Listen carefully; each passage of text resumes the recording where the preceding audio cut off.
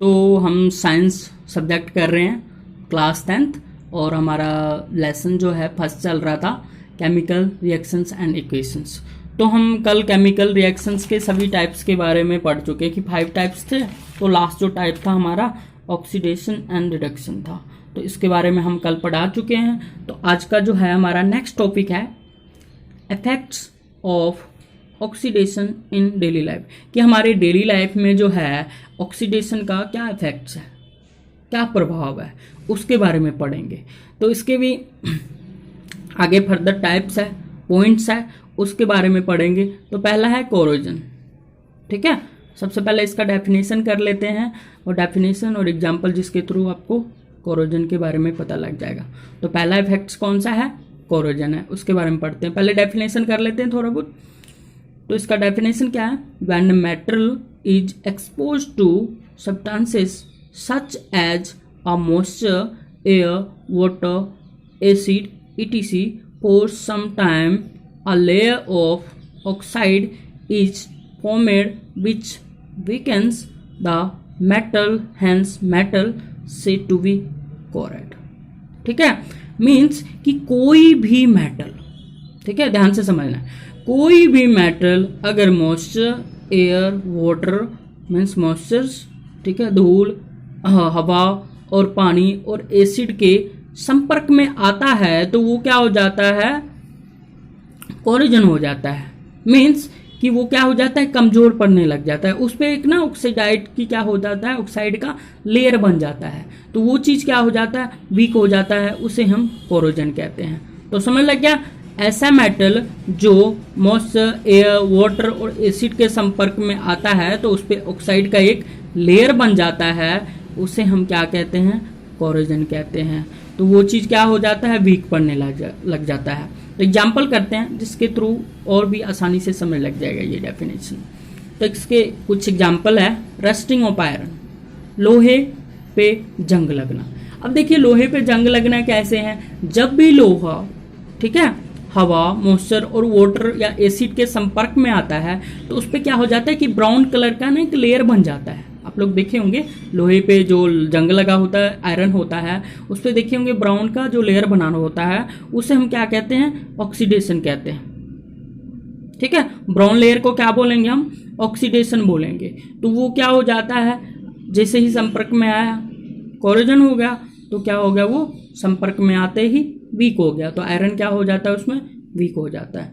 वैसे ही है black coating of silver. Silver पे देखे होंगे, अगर सिल्वर की कोई भी सामान है आपके पास, कुछ भी आप खरीदते हो मार्केट से सिल्वर के, तो उस पर देखते होंगे आप कि ब्लैक कोटिंग चढ़ने लगता है, मीन्स ब्लैक कलर का एक लेयर सा बनने लगता है। तो ब्लैक कलर का जो लेयर बनने लगता है उसे भी हम क्या कहते हैं, ऑक्सीडेशन कहते हैं। ठीक है, ये भी कोरोजन का क्या है, एग्जाम्पल है। थर्ड है ग्रीन कोटिंग ऑन कॉपर। जो कॉपर होता है ना, कॉपर पे देखिएगा ग्रीन कलर का जो है ना कोटिंग होने लगता है, कि लेयर बनने लगता है, वो भी क्या होता है, ऑक्सीडेशन का एग्जाम्पल। तो कोरोजन का डेफिनेशंस और एग्जाम्पल तीनों समझ लग गए। अब देखिए इसको बचाने के लिए हम क्या करते हैं, पेंटिंग करते हैं। आयरन जो है ना उस पर पेंट कर देते हैं, क्यों, क्योंकि वो एयर या वाटर के संपर्क में ना आ सके, मॉइस्चर के, एसिड के संपर्क में नहीं आ सके। तो उससे जैसे हम पेंटिंग कर देते हैं तो संपर्क में नहीं आता है, तो क्या होता है, आयरन कमजोर नहीं होता, उस पर ब्राउन कलर का लेयर नहीं जमता। सिल्वर और कॉपर को क्या कर देते हैं, हम ग्रीसिंग कर देते हैं। क्यों कर देते हैं, ताकि वो एयर और वाटर के संपर्क में नहीं आ सके। तो कोरोजन समझ आ गया। अब कर देते हैं, अब सेकेंड है पार्ट इसका टॉपिक का, रेंसिडिटी। अब रेंसिडिटी देखिए ये क्या है, आपको डेफिनेशन करते हैं और साथ में कुछ एग्जाम्पल कराएंगे, आसानी से समझ लग जाए। पहले डेफिनेशन करते हैं, the oxidation of fats and oils when expose to air in known as rancidity.